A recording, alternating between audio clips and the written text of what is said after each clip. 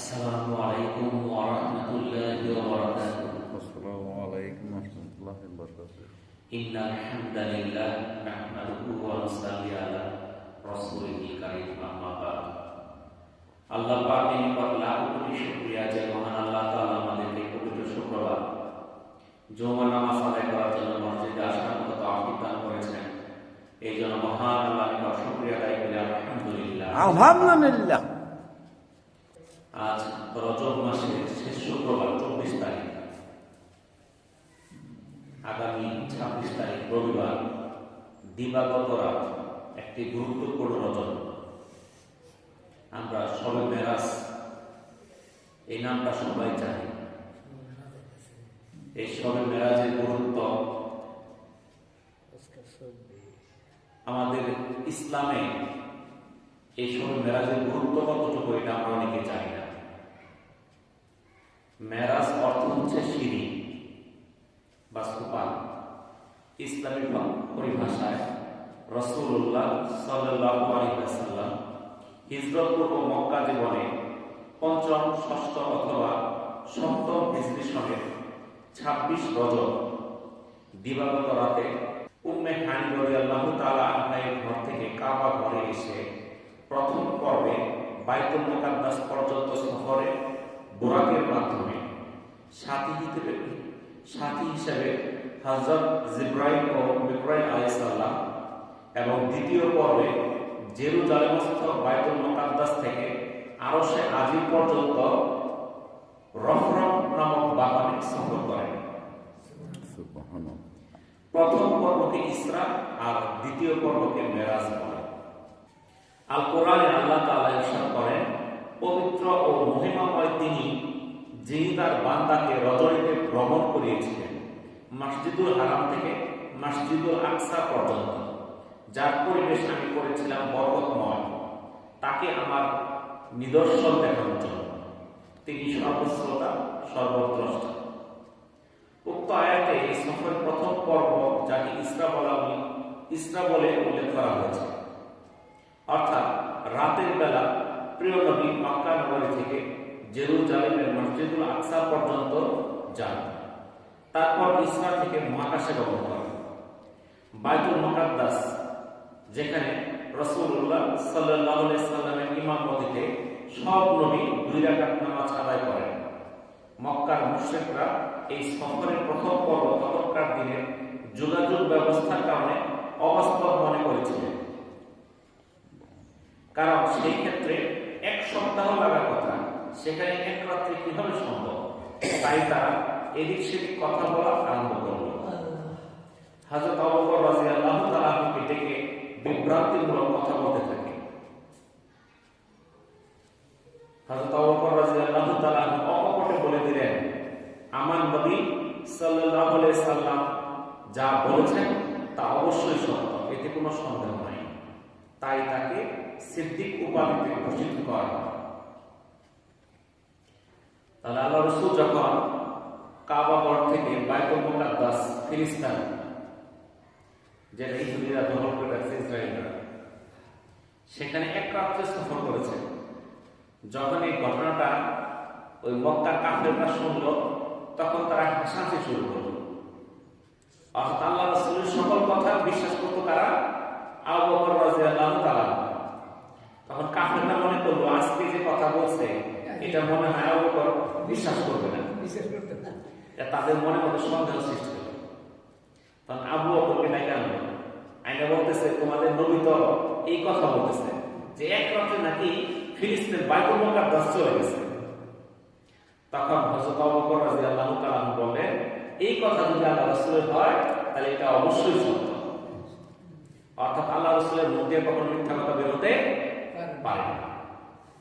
যখন এই কথা উনি বললেন, এরপর থেকে আল্লাহ রাসূল তাকে একটা উপাধি দিলেন। কি উপাধি? সিদ্দিক। সিদ্দিক অর্থ হলো মহাসত্যবাদী।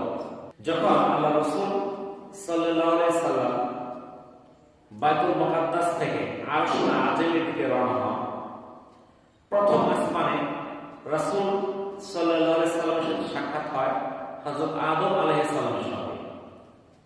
এরপর যখন তিনি দ্বিতীয় আসমানে গমন করেন, দ্বিতীয় আসমানে হযরত ঈসা এবং হযরত ইয়াহইয়া আলাইহিস সালামের সঙ্গে তার দেখা হয়। তৃতীয় আসমানে দেখা হয় হযরত ইউসুফ আলাইহিস সালামের সঙ্গে। চতুর্থ আসমানে দেখা হয় হযরত ইদ্রিস আলাইহিস সালামের সঙ্গে। পঞ্চম আসমানে দেখা হয় হযরত হারুন আলাইহিস সালামের সঙ্গে। ষষ্ঠ আসমানে দেখা হয় হযরত মূসা আলাইহিস সালামের সঙ্গে এবং সপ্তম আসমানে দেখা হয় হযরত ইব্রাহিম আলাইহিস সালামের সঙ্গে। সপ্তম আসমানে আছে বাইতুল মামুর। বাইতুল মামুর হচ্ছে ফেরেশতাদের ইবাদতের জায়গা। এই বাইতুল মামুরে প্রতিদিন ৭০,০০০ ফেরেশতা প্রবেশ করে। কোন ফেরেশতাই এই বাইতুল মামুরে দ্বিতীয়বার প্রবেশের সুযোগ পায় না। এটা সহিহ মুসলিমের ৩,২০৭ নম্বর হাদিস। প্রতিদিন কয় হাজার ফেরেশতা যায়? ৭০,০০০। তাহলে বছরে কি পরিমাণ যায়? আর এই পৃথিবীর সৃষ্টি হচ্ছে হাজার হাজার লক্ষ লক্ষ বছর হয়ে গেছে। কিয়ামতের আগ পর্যন্ত একজন ফেরেশতা দ্বিতীয়বার যাওয়ার সুযোগ পাবে না। তাহলে আল্লাহ ফেরেশতার সংখ্যা কত চিন্তা করে দেখেন। সূরা নাজমের ২ থেকে ৩ নম্বর আয়াতে আল্লাহ তাআলা বলেন, তোমাদের সঙ্গে পথভ্রষ্ট হয়নি, বিপদগামীও হয়নি, আর তিনি মন গড়া কথা বলেন না। যখন এই মেরাজের কাহিনী কাফেররা শুনলো, তখন তারা এগুলো বলতেছিল আল্লাহ রাসূলের মন গড়া কথা। তখন আল্লাহ তাআলা কোরআনে আয়াত নাযিল করে দিলেন যে তোমাদের সঙ্গে পথভ্রষ্ট হয়নি, বিপদগামীও হয়নি, আর তিনি মন গড়া কথা বলেন না। তোমরা কি সেই বিষয়ে বিতর্ক করবে যা সে দেখেছে? তার দৃষ্টি ভঙ্গ হয়নি এবং তিনি সীমা লঙ্ঘন করেননি। নিশ্চয়ই তিনি তার পালনকর্তার মহান নিদর্শনাবলী অবলোকন করেছেন। এটা সূরা নাজমের ১৭-৫৮ নম্বর আয়াতের অর্থ। আল্লাহ তাআলা কি বলতেছেন? তার দৃষ্টি ভ্রম হয়নি। অর্থাৎ কাফেররা বলছিল সে অবাস্তব দেখছে, কল্পনা করছে, কিন্তু আল্লাহ তাআলা বলে দিলেন তার দৃষ্টি ভ্রম হয়নি এবং সীমা লঙ্ঘন করেননি। নিশ্চয়ই তিনি তার পালনকর্তার মহান নিদর্শনাবলী অবলোকন করেছেন। সহিহ মুসলিমের ১৭৩ নম্বর হাদিসে মেরাজ সম্পর্কে মহান আল্লাহ তাআলা তার প্রিয় বন্ধু মুহাম্মদুর রাসূলুল্লাহ সাল্লাল্লাহু আলাইহি সাল্লামকে স্বীয় সান্নিধ্যে ডেকে নিয়ে উম্মতে মুহাম্মাদীকে ৩টি পুরস্কার হিসেবে উপহার দেন। পুরস্কার স্বরূপ ৩টা বিশেষ জিনিস আমাদের জন্য উপহার দেন, যা অন্য কোন নবীকে দেওয়া হয় নাই।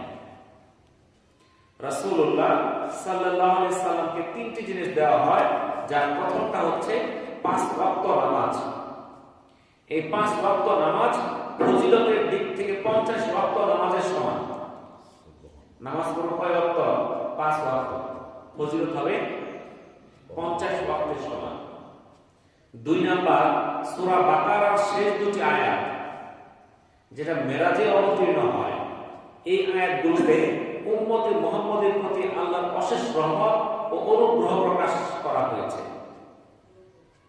৩ নাম্বার, উম্মতে মুহাম্মাদের মধ্যে যারা কখনো শিরক করেনি তাদেরকে ক্ষমা করার সুসংবাদ দেওয়া হয়েছে এই মেরাজের রাত্রে।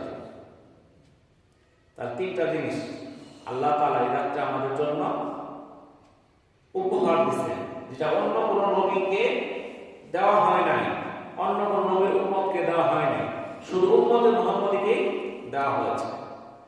এই ৫ ওয়াক্ত নামাজ, সূরা বাকারার শেষ ২টা আয়াত, আয়াতের সুসংবাদ, যে কখনো শিরক করে নাই তাকে ক্ষমা করার সুসংবাদ।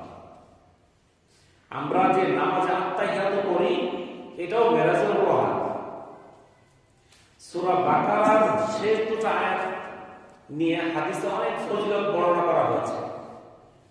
এই সূরা বাকারার শেষ ২টি আয়াতের ফজিলত সম্পর্কে রাসূলুল্লাহ সাল্লাল্লাহু আলাইহি সাল্লাম বলেন, যে ব্যক্তি রাত্রে এই ২টি আয়াত পাঠ করবে তার জন্য এটাই যথেষ্ট। এটা সহিহ বুখারী ৪০০৮ নম্বর হাদিস। যে রাত্রে সূরা বাকারার শেষ ২টা আয়াত পাঠ করবে এই দুইটা আয়াতই তার জন্য যথেষ্ট হয়ে যাবে। জুবাইর ইবনে রুফায় রাদিয়াল্লাহু তাআলা থেকে বর্ণিত, রাসূলুল্লাহ সাল্লাল্লাহু আলাইহি সাল্লাম বলেছেন, সূরা আল বাকারাকে আল্লাহ তাআলা এমন দুটি আয়াত দ্বারা শেষ করেছেন যা আমাকে আল্লাহর আরশের নিচের ভান্ডার থেকে দান করা হয়েছে। তাই তোমরা এই আয়াতগুলো শিখবে, তোমাদের স্ত্রীদেরও শিখাবে, কারণ এই আয়াতগুলো হচ্ছে রহমত, নৈকট্য লাভের উপায় ও করুণা লাভের উপায়। এটা মিশকাতুল মাসাবিহের 2173 নম্বর হাদিস। তাহলে সূরা বাকারার শেষ দুটি আয়াত আল্লাহ আরশের নিচের ভান্ডার থেকে দান করা হয়েছে। এটার মধ্যে রহমত আছে, আল্লাহর নৈকট্য লাভের উপায়, দিন আর দুনিয়ার কল্যাণ লাভের দোয়া। শুধু আখিরাত না, এই দুনিয়া লাভের দোয়া আছে এটার মধ্যে। তাহলে এই দুইটা আয়াত আমাদের বেশি বেশি পাঠ করতে হবে, বিশেষ করে ঘুমানোর আগে এই দুইটা আয়াত পাঠ করে তারপরে ঘুমাইতে হবে। হযরত আলী রাদিয়াল্লাহু তাআলা আনহু বলেছেন, আমার মতে যার সামান্য বুদ্ধি জ্ঞান আছে সে এই দুটি আয়াত পাঠ করা ছাড়া নিদ্রা যাবে না। তাহলে হযরত আলী রাদিয়াল্লাহু তাআলা আনহু বলেছেন, আমার মতে যার সামান্য বুদ্ধি জ্ঞান আছে সে এই দুটি আয়াত পাঠ করা ছাড়া নিদ্রা যাবে না। আমরা কি জ্ঞান বুদ্ধি আছে কিছু? আমরা তো বই আছে, তাই না? কিন্তু ঘুমানোর সময় সূরা বাকারার শেষ দুটি আয়াত পাঠ করি। কিন্তু হযরত আলী রাদিয়াল্লাহু তাআলা আনহু, যাকে জ্ঞানের দরজা বলা হয়, সে বলতেছে যার সামান্য বুদ্ধি জ্ঞান আছে সে এই দুইটা আয়াত পাঠ করা ছাড়া ঘুমাবে না। তাহলে যদি আমরা পাঠ করা ছাড়া ঘুমাই তাহলে আমাদের বুদ্ধি জ্ঞান নাই। এটা কার কথা? হযরত আলীর কথা। তো মেরাজ, এই যে সময় মেরাজ, এখান থেকে আমাদের কিছু শিক্ষণীয় বিষয় আছে। আল্লাহ রাসূল এই মেরাজে গেলেন, এটা তো এমনিতেই জানতেন। এটার মধ্যে মুহাম্মদের কিছু এখানে করণীয় আছে, শিক্ষা আছে। রাসূলুল্লাহ সাল্লাল্লাহু আলাইহি সাল্লাম মেরাজ থেকে ফিরে আসার পর সূরা বনী ইসরাঈলের মাধ্যমে 14টি বিষয় তোমাদের সামনে পেশ করেন। 1 নাম্বার, আল্লাহর সাথে কাউকে শরীক করো না, তাহলে তুমি নিন্দিত এবং অসহায় হয়ে পড়বে। আর তোমরা কেবল আল্লাহর ইবাদত করো। সূরা বনী ইসরাঈল আয়াত 24। তাহলে আল্লাহর সাথে কারো শরীক করা যাবে না। কিন্তু আমরা অনেকভাবে শরীক করি, যে উমুক না থাকলে বাঁচাইতে পারে না, গরুরা না থাকলে না খায় মরতা, এই দুধ বেঁচে তো দেখেছি, তাই না? আল্লাহ চালাইতেছে, উপরে আল্লাহ ইসলাম নেই, তাহলে উপরে আল্লাহ ক্ষমতা ইসলামের ক্ষমতা, এর মাধ্যমে শিরক করতেছে। বিভিন্ন ভাবে আমরা বুঝতেছি না যে কথায় কথায় আমরা শিরক করতেছি। 2 নাম্বার, বাবা মার সাথে ভালো ব্যবহার করা। তাদের একজন বা উভয়ে যদি তোমাদের সামনে বৃদ্ধ অবস্থায় উপনীত হয় তাহলে তাদের সাথে শব্দটি পর্যন্ত করো না, তাদের ধমকের সুরে জবাব দিও না, বরং তাদের সাথে মর্যাদা সহকারে কথা বলো, আর তাদের সামনে বিনয়ী থাকো আর দোয়া করতে থাকো, রব্বির হামহুমা কামা রাব্বায়ানি সাগীরা। হে আমার প্রতিপালক, তাদের তেমন ভাবে লালন পালন করুন যেমনি তারা শৈশবে আমাদের লালন পালন করেছেন। সূরা বনী ইসরাঈলের আয়াত 23 ও 24 এর অর্থ। 3 নাম্বার, তোমাদের কৃতকর্মের জন্য আল্লাহর কাছে তওবা করো, তাহলে আল্লাহ তোমাদের অপরাধ ক্ষমা করে দিবেন। নিশ্চয়ই আল্লাহ তোমাদের মনের খবর জানেন। সূরা বনী ইসরাঈল আয়াত 25। 4 নাম্বার, আত্মীয় স্বজনকে তাদের অধিকার দাও এবং মিসকিন ও মুসাফিরদের হক আদায় করো। সূরা বনী ইসরাঈল আয়াত 26। 5 নাম্বার, অপব্যয় করো না, নিশ্চয়ই অপব্যয়কারী শয়তানের ভাই, আর শয়তান স্বীয় প্রতিপালকের প্রতি অকৃতজ্ঞ। এটা সূরা বনী ইসরাঈলের আয়াত 27। তাহলে অপব্যয় করা যাবে না, কারণ অপব্যয়কারী শয়তানের ভাই। 6 নাম্বার, হকদারদের হক আদায়ে তুমি যদি অপারগ হও তাহলে তাদের সঙ্গে অত্যন্ত নম্রভাবে কথা বলো। সূরা বনী ইসরাঈল আয়াত 28। 7 নাম্বার, ব্যয় হিসেবে হলো না, আবার কৃপণতা প্রদর্শন করো না। আল্লাহ যাকে ইচ্ছা রিজিক বাড়িয়ে দেন, যাকে চান কমিয়ে দেন। সূরা বনী ইসরাইল আয়াত 29 এবং 30। তাহলে খরচ করার ক্ষেত্রে বেহিসেবি হওয়া যাবে না, আবার কৃপণতাও করা যাবে না। 8 নাম্বার, দারিদ্র্যের ভয়ে সন্তানকে হত্যা করো না, নিশ্চয়ই এটি মহাপাপ। সূরা বনী ইসরাইল আয়াত 31। অনেকে দারিদ্রতা অভাবের ভয়ে সন্তানকে হত্যা করে, এরকম ঘটনা আছে। 9 নাম্বার, জিনা ব্যভিচারের ধারে কাছেও যেও না, নিশ্চয়ই এটি নিকৃষ্ট এবং গর্হিত কাজ। সূরা বনী ইসরাইল আয়াত 32। 10 নাম্বার, কোন জীবনকে অন্যায়ভাবে হত্যা করো না। কাউকে অন্যায়ভাবে হত্যা করা হলে তার উত্তরাধিকারীকে আমি এই অধিকার দিয়েছি, চাইলে রক্তের বিনিময়ে চাইতে পারে, তবে প্রতিশোধের ব্যাপারে যেন সে বাড়াবাড়ি না করে। সূরা বনী ইসরাইল আয়াত 33। 11 নাম্বার, এতিমের সম্পদের ধারে কাছেও যেও না। সম্পদের ব্যাপারে তার বয়ঃপ্রাপ্তি পর্যন্ত অপেক্ষা করো, আর প্রতিশ্রুতি সম্পর্কে সচেতন থাকো, নিশ্চয়ই প্রতিশ্রুতি সম্পর্কে জিজ্ঞাসা করা হবে। সূরা বনী ইসরাইল আয়াত 34। তাহলে এতিমের সম্পদের কাছে যাইতে নিষেধ করা হয়েছে, কিন্তু আজকাল দেখা যায়, যদি দেখা যায় কোন শিশু ছোট্ট অবস্থায় তার বাবা মারা গেছে, বাবার যে ভাইয়েরা আছে, অর্থাৎ সন্তানের যে চাচা জ্যাঠা আছে, এরা তখন কি পায়? সুযোগ পায় না। কারণ কি? ছোট বাচ্চার বাবা মারা গেছে, এখন আমরা ভালোভাবে জমি ব্যবহার করবো, আর অনেক যেটা কম দামের নিকৃষ্ট জমি আছে ওইটা দিন, পারলে তার জমিটা দখল করে হাল চাষ শুরু করে দিই। এরকম অনেক জায়গায় হয়। আল্লাহ রাসূল বললেন, এতিমের সম্পদের ধারে কাছেও যেও না। সম্পদের ব্যাপারে তার বয়ঃপ্রাপ্তি পর্যন্ত অপেক্ষা করো, আর প্রতিশ্রুতি সম্পর্কে সচেতন থাকো, নিশ্চয়ই প্রতিশ্রুতি সম্পর্কে জিজ্ঞাসা করা হয়। 12 নম্বর, মেপে দেওয়ার সময় পূর্ণ মাপে দিবে এবং ওজন করবে সঠিক দাড়ি পাল্লায়, এটি উত্তম পন্থা এবং এর পরিণাম শুভ। সূরা বনী ইসরাইল আয়াত 35। তাহলে মাপ দেওয়ার সময় কিভাবে দিতে হবে? পূর্ণ মাপ দিতে হবে, সঠিক ওজনে সঠিক দাড়ি পাল্লায় মাপতে হবে। আজকালকে আমাদের অনেক দাড়ি পাল্লা আছে, কিনার সময় পাথর একটা, বেচার সময় পাথর আরেকটা আছে না অনেক জায়গায় এরকম? হ্যাঁ। 13 নম্বর, যে বিষয়ে তোমাদের জ্ঞান নেই সেগুলোর পিছনে দেব না, নিশ্চয় চোখ কান অন্তর এই সব কিছুই জিজ্ঞাসিত হবে। সূরা বনী ইসরাইল আয়াত 34। 14 নম্বর, জমিনে দম্ভ করে চলো না, তুমি তো কখনো জমিনে ফাটল ধরাতে পারবে না এবং উচ্চতায় কখনো পাহাড় সমান হতে পারবে না। সূরা বনী ইসরাইল আয়াত 37। তাহলে এই আয়াতে আল্লাহ বলে দিলেন, তুমি জমিনে চলার সময় দম্ভ করে চলো না। তোমার কিসের তো দম্ভ? তুমি কি জমিকে ফাটল ধরাতে পারবে, না পাহাড়কে উচ্চতায় তুমি নিচে নামাতে পারবে? কিছুই তো পারবে না। কিসের তো অহংকার?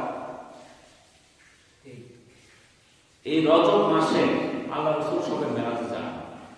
এই মেরাজে আল্লাহ তাআলা আল্লাহ রাসূলকে জান্নাত দেখান, জাহান্নাম দেখান, কোন পাপে কোন শাস্তি এটা দেখান। এটা দেখাইছেন কেন?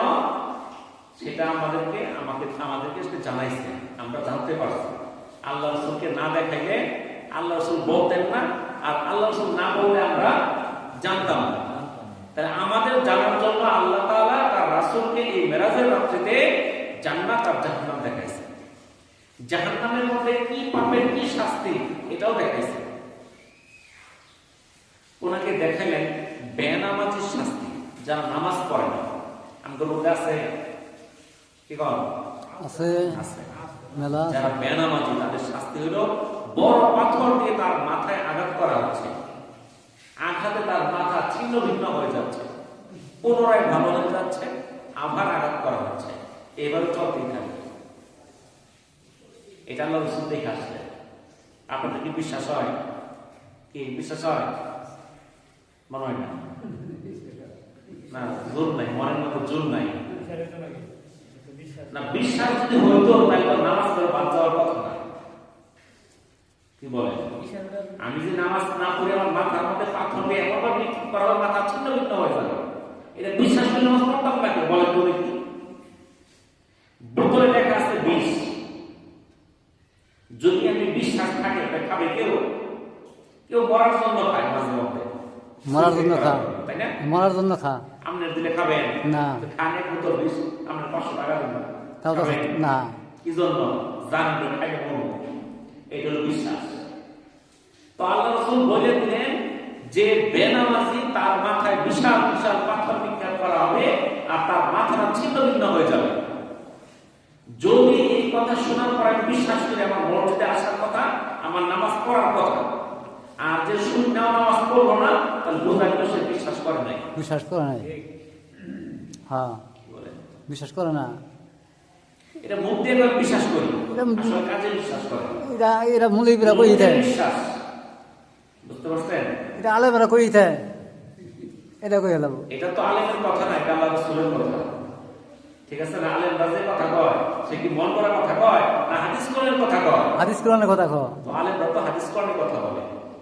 সে তো তার নিজের কথা বলতেছে না তাহলে সেই কথা আমি কেন বিশ্বাস করবো না আলেমরা মন করার কথা কই থই না তাহলে আমাদেরকে চিন্তা করতে হবে সাবধান হইতে হবে আমি যদি বেনামাজি অবস্থায় মারা যাই আমার কি শাস্তি হবে যারা যাকাত দিবে না তাদের শাস্তি আল্লাহ রাসূল দেখলেন তাদের সম্মুখে এবং পশ্চাতে পাওনাদাররা থাকবে তারা পশুবৎ চড়বে এবং নোংরা আবর্জনা ময়লা পুঁজ এবং কাঁটাযুক্ত 18 বিষাক্ত ফল খাবে জাহান্নামের উত্তপ্ত পাথর বক্ষণ করবে যারা যাকাত ফরজ হয়েছে তাদের উপর এরপরও যাকাত দেয় না অনেক টাকাওয়ালা লোক আছে অনেক সম্পদের মালিক কিন্তু যাকাত দেয় না তাদের শাস্তি কি তাদেরকে দেখবেন যে গরু ছাগল যখন দৌড়াইয়া যায় তখন নিচে থেকে মানুষ করে কিরকম হবে এরকম তার উপর চলবে তার উপর নোংরা ময়লা আবর্জনা পুরুষ এগুলো থাকবে তার খাদ্য হবে কাঁটাযুক্ত 18 বিষাক্ত ফল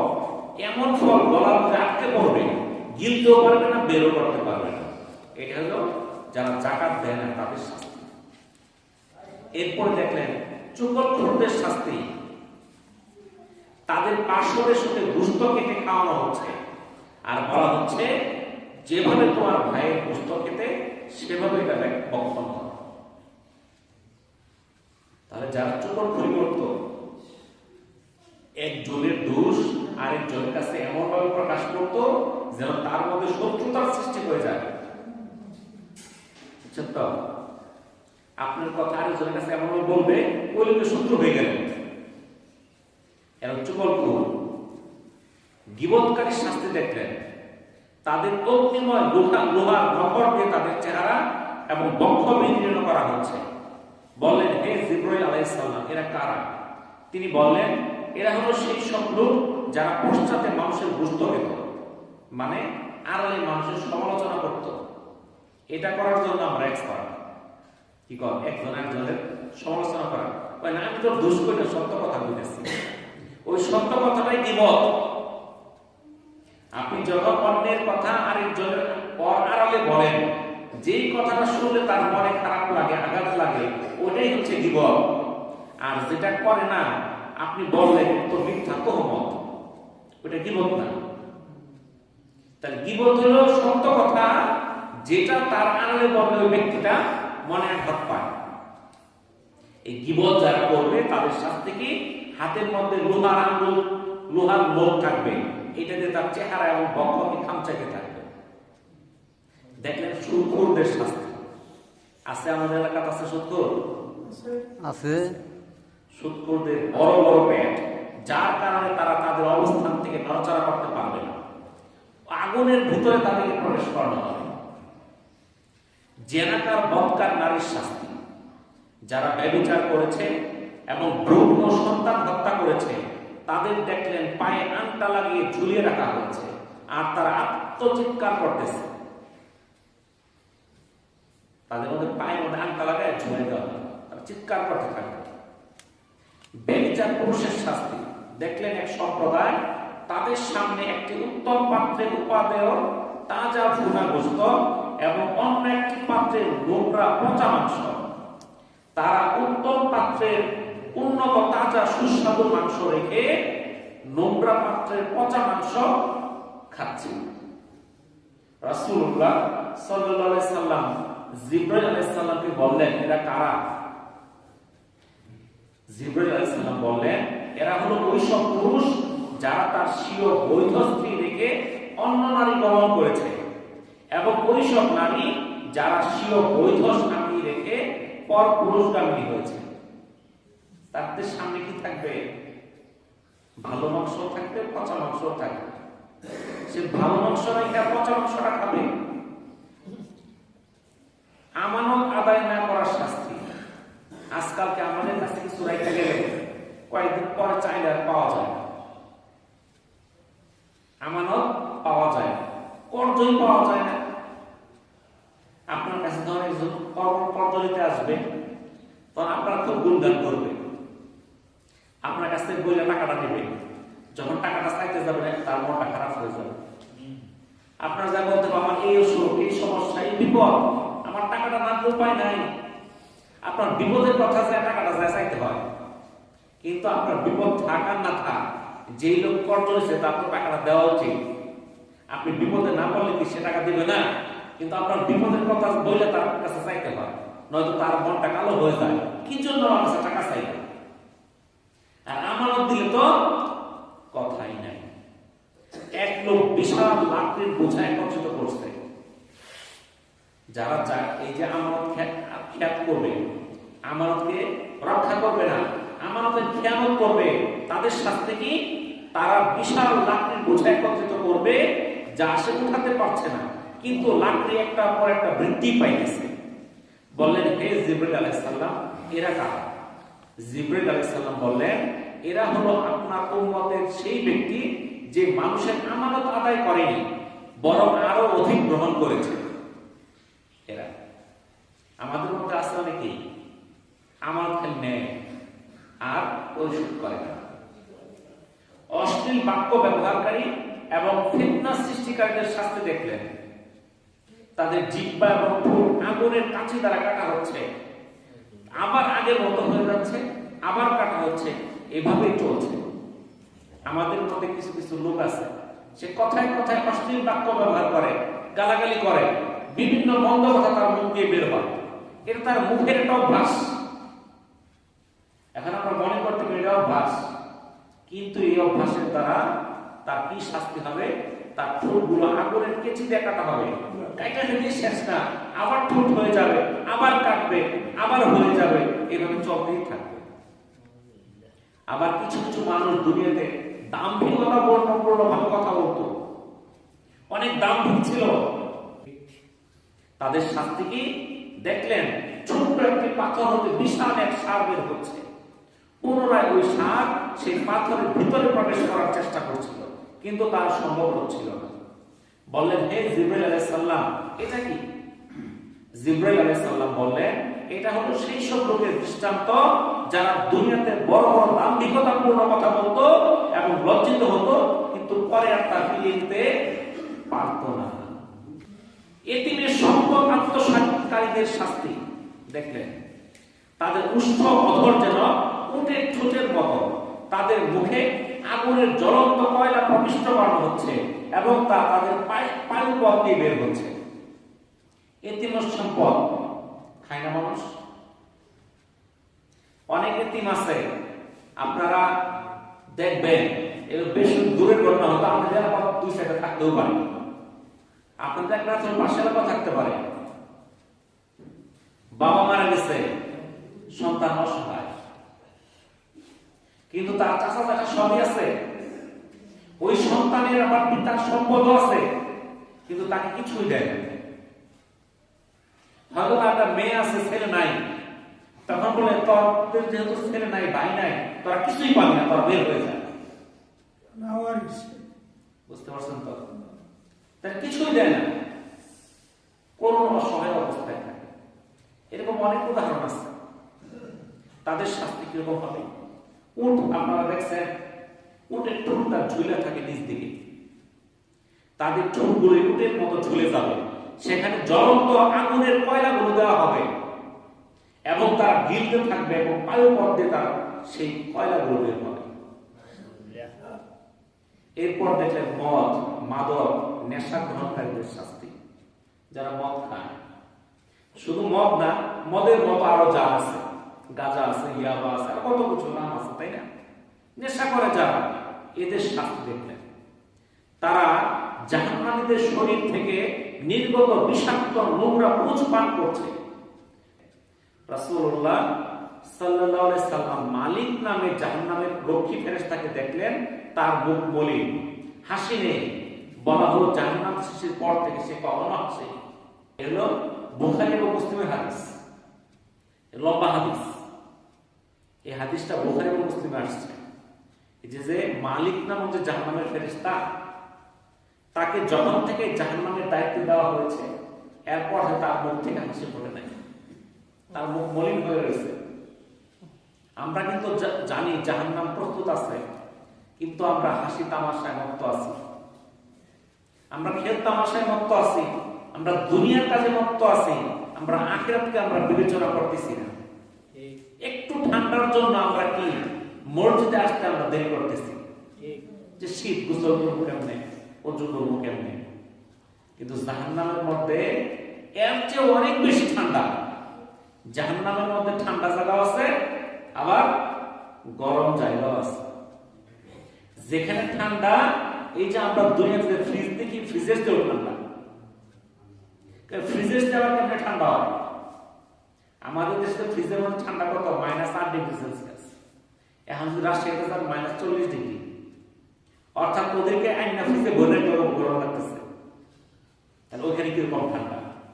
এক গ্লাস গরম পানির উপর থেকে মিলাতে বরফ হয়ে নিচে পড়ে, এরকম ঠান্ডা। আমেরিকাতে চলতেছে এই ঠান্ডা, আরেক দিক দিয়ে পড়তেছে। ক্যালিফোর্নিয়া আগুন ধরতে প্রায় 3 সপ্তাহ, এখন পর্যন্ত আগুন নিভাইতে পারে নাই। জ্বলতেই আছে, এখন পর্যন্ত নিভাইতে পারে নাই।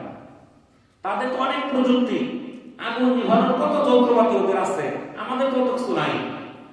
এরপরও তারা আগুন নিভাইতে পারতেছে না। লক্ষ লক্ষ একর জমি ধ্বংস হয়ে গেছে, পুরো ছারখার হয়ে যেতেছে। আপনার ড্রোন ক্যামেরা দিয়ে ভিডিও করছে উপর থেকে, এই ভিডিওতে দেখা যাইতেছে ওই ক্যালিফোর্নিয়ার যেটুক জ্বলে গেছে, এইটা যে আকৃতিটা ঠিক ফিলিস্তিনের গাজার মতো। ফিলিস্তিনের গাজাকে যেভাবে বোমা দিয়ে জ্বালাইছে, ওখানে আল্লাহ আগুন দিয়ে জ্বালাই দিতেছে। এটা দুনিয়াতেই প্রমাণ। তো আমরা দুনিয়াতে যে কাজগুলো করব, তারপর তার আখিরাত না দুনিয়াতে আমাদের পাইতে হবে। 26 তারিখ লাইলাতুল মেরাজ, এটার ঘটনা আমরা এখন জানি না, এটার কি আমল আছে তাও জানি না, এখানে আমাদের কি শিক্ষণীয় আছে তাও আমরা জানি না। আমরা মসজিদে আসলাম, শুক্রবার নামাজ পড়ে চলে গেলাম, কিন্তু এই যে মেরাজে চলে যাইতেছে, রজব মাসে আজকে শেষ শুক্রবার, এই রজব আমাদের কি আমল ছিল, আমরা কি করছি কিনা দু একটা। রজব মাসকে বলা হয়েছে এটা আল্লাহর মাস। আম্মা জান আয়েশা রাদিয়াল্লাহু তাআলা আনহা বলতেন, এই রজব মাস আসলে আমরা বুঝতাম কিভাবে? আল্লাহ রাসূলের ইবাদতের আধিক্য থেকে বুঝতে পারতাম রজবের চাঁদ উঠে গেছে। চাঁদ দেখার প্রয়োজন পড়তো না, আমল থেকে বুঝতে পারতো রজব মাস শুরু হয়ে গেছে। আর আমাদের মধ্যে কি আমল শুরু হয়েছে বলেন তো দেখি? মসজিদে মুসল্লি নাই, শীতের কারণে। আল্লাহ রাসূল বলেন দুইটা জিনিস তার গুনাহকে ধ্বংস করে দেয়। একটা হলো সংকটকালীন দান, অভাবের সময়, বিপদের সময় যে দান করে, এই দানের কারণে তার গুনাহগুলো মুক্ত হয়ে যায়। আর 2 নাম্বার, এই যে ঠান্ডার সময় অজু, এই যে ঠান্ডার সময় আমরা অজুটা করি, কি কষ্ট লাগে না? বিশাল ঠান্ডা পানি ট্যাপের জন্য পানিটা বের হয়। এই যে ঠান্ডা পানি দিয়ে অজুটা করলাম, এইটা দ্বারা আল্লাহ তাআলা আমাদের গুনাহগুলো মাফ করে দেয়। সুবহানাল্লাহ। তাহলে আমরা এই যে শীত দেখে ভয় পাইতেছি, যদি দুনিয়ার শীত দেখে আমি ভয় পাই, আখিরাতে কিন্তু আমার যদি জাহান্নাম ঠিকানা হয়ে যায়, তখন এর যে 1000 গুণ ঠান্ডা কিন্তু আমার জন্য বরাদ্দ হয়ে যাবে। তো এই জন্য আমরা সবাই আমল করার চেষ্টা করি। আগামী পরশুদিন রবিবার দিবাগত রাত সবে মেরাজ। এখন আমরা অনেকে মনে করি যে এক রাত্র নামাজ পড়ে আমরা শেষ করবো, আর সারা জীবন কিছু করার দরকার নাই। মেরাজের রাত্র আছে, এই এক রাত্র নামাজ পড়লে চলবো। এক রাত্রের নামাজ দ্বারা কিছুই হবে না। মেরাজের শিক্ষাটা কিন্তু এক রাত্রের জন্য না, মেরাজের রাত্রিতে আল্লাহ তাআলা আমাদের জন্য আল্লাহ রাসূলের কাছে 3টা পুরস্কার দিয়েছেন। কি পুরস্কার মনে আছে? এক নাম্বার হলো 5 ওয়াক্ত নামাজ, 2 নাম্বার সূরা বাকারার শেষ 2টা আয়াত, আর 3 নাম্বারটা কি? এটা হলো যে শিরক করে না তাকে গুনাহ মাফ করে দেওয়ার ঘোষণা। সুবহানাল্লাহ। তাহলে এই যে মেরাজের যে উপহারটা দিলেন 5 ওয়াক্ত নামাজ, আমি শুধু একমাত্র শুনবার জন্য না সারা বছর আমল করার জন্য? তাহলে সারা বছর আমল করতে হবে। যারা মেরাজকে গ্রহণ করবে, মেরাজকে বিশ্বাস করবে, মেরাজকে মানবে, তাদের 5 ওয়াক্ত নামাজ পড়তে হবে। তো যারা আমরা 5 ওয়াক্ত নামাজ পড়ি না, সাবধান হয়ে যায়। আমরা 5 ওয়াক্ত নামাজ শুরু করে দেই, আমি যে আরো 6 মাস বাঁচবো, আমি গরম আসা পর্যন্ত বাঁচবো, এর কোনো নিশ্চয়তা নাই। আজকে থেকে মুহূর্ত থেকে নিয়ত করেন, আমি 5 ওয়াক্ত নামাজ ছাড়বো না। আমার দুনিয়ার যত কাজ করবো থাক, নামাজ আগে, অন্য কিছু পরে। এটাই হলো মেরাজের শিক্ষা। মেরাজের 1 নম্বর শিক্ষা কি? এই 5 ওয়াক্ত নামাজ, আর 2 নম্বর সূরা বাকারা শেষ 2টা আয়াত। এই আয়াত দুটো তো আমরা অনেকে পারি না, এটা ধরলে আমরা বুঝতে পারতে পারি। এই 2টা আয়াতের ফজিলত এতই গুরুত্বপূর্ণ যে এই 2টা আয়াত রাত্রে পড়ে ঘুমাবে, তার জন্য এই আয়াত 2টাই যথেষ্ট হয়ে যাবে। সুবহানাল্লাহ। তাহলে এই আয়াত 2টা আমাদের শিখতে হবে। কোন সময় শিখবো? দুনিয়ার সব কিছু শিখতে হয়ে গেছে। দান কেমনে লাগাইতে হয়, জ্বালা ফালাইতে হয়, সার দিতে হয়, বীজ দিতে হয়, সব শিখতে পারছি, কিন্তু সূরা বাকারা 2টা আয়াত শিখতে পারি নাই। কত হতভাগা আমরা। তা আমাদেরকে কিন্তু জিজ্ঞাসা করা হবে। এখানে আমরা কেউ পাগল না, আমরা অবস্থা যা আমরা ছাড় পাওয়া যাব। আপনাদের কানে এই খবর পৌঁছায় দেওয়া হয়েছে। আল্লাহ রাসূল বিদায় হজের ভাষণে বলে গেছেন, আমি যা তোমাদেরকে আল্লাহ তাআলা যা উপর অবতীর্ণ করেছেন, আমি কি তোমাদের মাঝে পৌঁছে দিয়েছি? সকল সাহাবীরা বলেছিল, হ্যাঁ, আপনি আপনার দায়িত্ব পালন করেছেন। এবং সাহাবীরা সেই কথাগুলো মানুষের কাছে পৌঁছানোর জন্য সারা বিশ্বে ছড়াই গেছে। সেই আরব থেকে সারা বিশ্ব, এশিয়া, ইউরোপ, আমেরিকা, যেখানে বলে প্রত্যেকটা দেশে সাহাবীদের পদচারণা হয়েছে। কিসের জন্য? সে রাসূলের কথাগুলো ছড়াই দেওয়ার জন্য। আপনার আমার কান পর্যন্ত আসছে, আপনি অস্বীকার করতে পারবেন না। এই জন্য সাবধান হয়ে যায়। সবে মেরাজ এসে গেছে, আজকে হলো 24 তারিখ, 26 তারিখ, দিবাগত রাত সবে মেরাজ। আমরা মেরাজের যে করণীয় আমল 5 ওয়াক্ত নামাজ, এটা আমরা যেন না ছাড়ি। আল্লাহ তাআলা আমাদেরকে আমল করার তৌফিক দান করুন। ওয়া আখিরু দাওয়ানা আলহামদুলিল্লাহি রাব্বিল আলামিন। আসসালামু আলাইকুম ওয়া রাহমাতুল্লাহি ওয়া বারাকাতুহু।